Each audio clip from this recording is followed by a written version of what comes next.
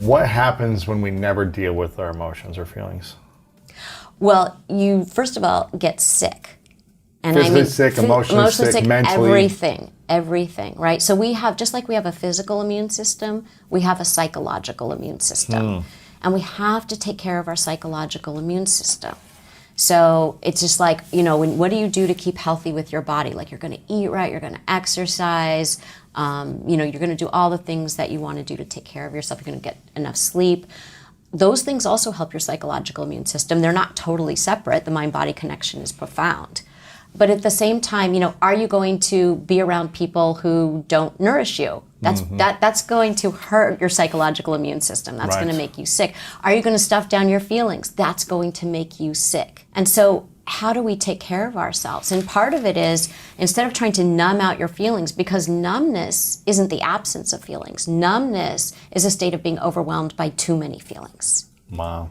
And then not only do you not experience the feelings that you don't want to experience, but you don't experience the other feelings. You mute one feeling, you mute the others. You mute the pain, you mute the joy. So you're living in this state where you don't actually get to feel the range of feelings that make us human.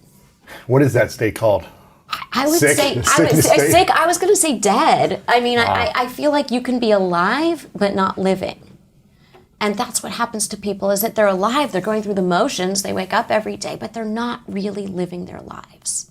What's an assessment we could take for ourselves if someone's listening or watching to ask themselves how alive or how dead they are, and if the people in their life closest are actually good for them or are hurting their psychological states? Right. Is there a questionnaire we could take, like just off the cuff? Is there an assessment? Is there a few things we could ask ourselves? Yeah, I mean, I think that it has to do with a sense of vitality, right? Which, of course, like vitality, the word like life is right in there.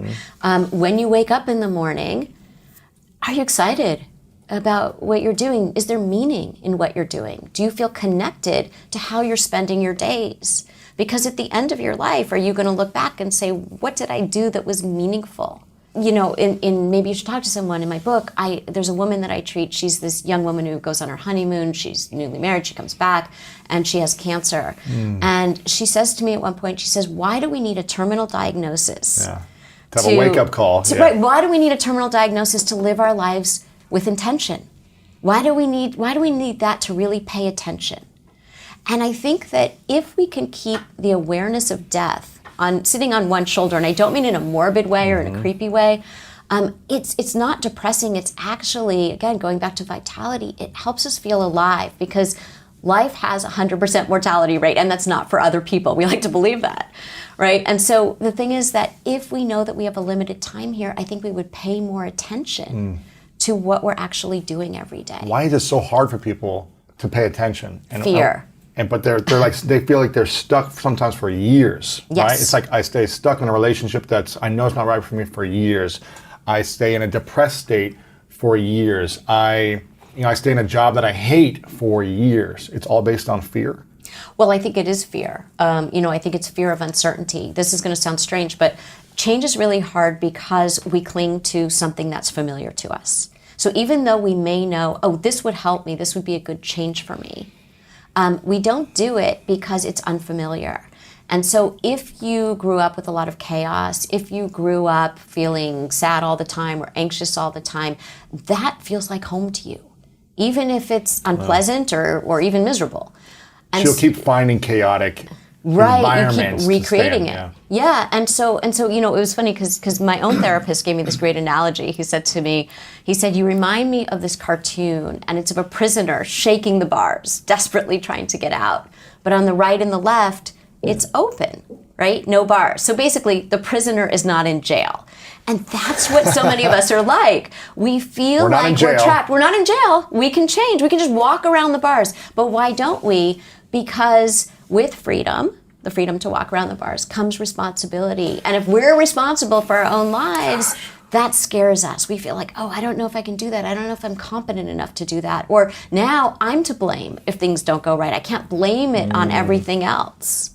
Is this one of the reasons why inmates after a long time being in prison who get out go back into prison because they feel like they need to be back in that environment? Or are there other reasons maybe? I think there are other reasons. I think we don't give people the support when they come out. The mental health issues that they needed to be treated for were never, they never got that support. And then they come out and they're back in the same situation where they don't have that community support. Why is it so hard for us to take responsibility for our own happiness? I think that if you grew up in a household where you were seen and heard and understood, those are the people who do take responsibility for their own happiness. I think for people who felt like they were ripped off in their childhoods, there's a part of them that's still in a fight. There's a part of them that still wants that redo. And so it's kind of like they're not aware of this, but what they're saying is basically, I will not change mom and dad until you give me the things that I did not get in childhood. So they'll go find a partner that emulates their environment from mom and dad and try to change them so they... Well, right. This is the irony of relationship, right? For those people who have not sort of worked through it. This is so common. And I think all of us have this piece in us, right? Because nobody had a perfect childhood. Mm-hmm. So what happens is people say, okay, when I'm an adult, I'm going to pick a partner who really makes me feel nourished, who really gives me all those things that I did not get growing up. But what they don't realize is unconsciously they have this radar for the people who look very different from their parents on the surface. But then once they get into that relationship, it's kind of like, uh-oh, this feels familiar. Right? And so what they did was their unconscious said when they were picking their partner, hey, you look familiar, come closer. Even though unconsciously they thought, oh, you're totally different from my parents. This is gonna work out great. But no, they have radar for that if they haven't worked out the stuff that's sort of their unfinished business. There's this saying, we marry our unfinished business. Ooh. We actually do marry our unfinished business. So that is why it is so important as an adult to take responsibility and say, you know what? I am going to have to grieve this loss of what I didn't get, and I'm going to have to work through this and assess where I am as an adult so that I pick people and surround myself with people who are healthy for me. What if you've chosen someone that you love deeply, but